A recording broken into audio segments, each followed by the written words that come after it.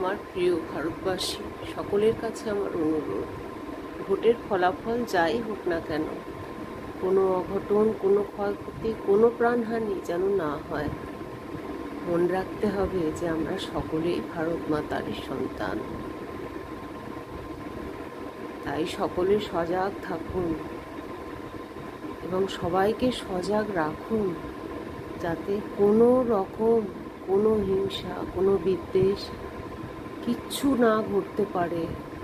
কেননা মত পার্থক্য তো থাকবেই, তাই বলে আমাদের যে মানবিকতা, মনুষ্যত্ব, সেগুলোকে যেন আমরা কোনো মতেই না বিসর্জন দিই। তিনি হতে পারেন অন্য দলের সমর্থক, কিন্তু তিনি তো ভারতবাসী বটে।